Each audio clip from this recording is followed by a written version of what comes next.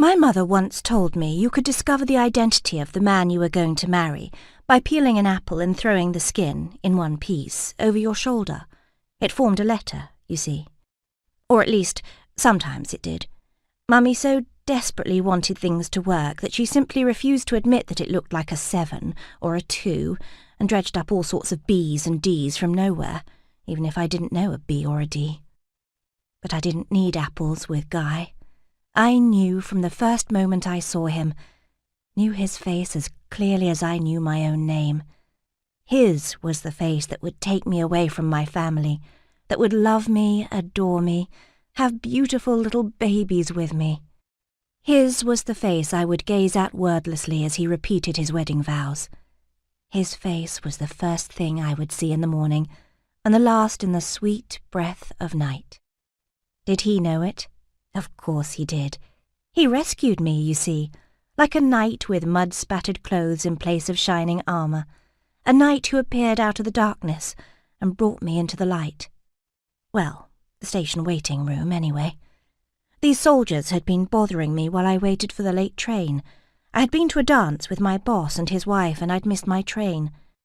The soldiers had had an awful lot to drink, and they kept talking and talking to me, and just wouldn't take no for an answer, even though I knew jolly well not to talk to squaddies, and turned as far away from them as I could and sat down on a bench in the corner. And then they got closer and closer, until one of them started grabbing at me, trying to make out that it was some sort of joke, and I got terribly afraid, as it was late, and I couldn't see a porter or anyone anywhere. And I kept telling them to leave me alone, but they wouldn't. They just wouldn't.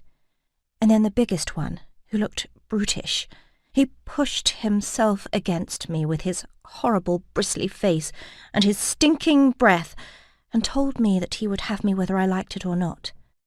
And of course I wanted to scream, but you see I couldn't, because I was absolutely frozen with fear.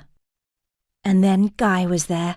He came bursting into the waiting room and demanded to know what the man thought he was doing, and said he was going to give him a real thrashing.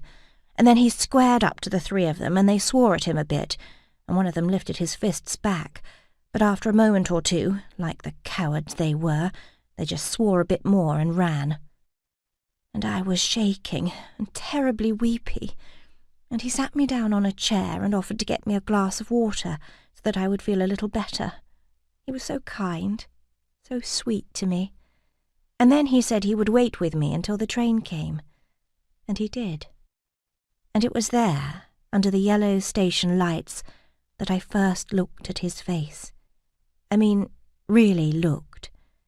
And I knew that it was him. It was really him.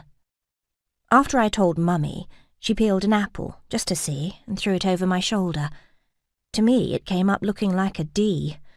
Mummy swears to this day that it was clearly a G. But by then, we were way beyond apples.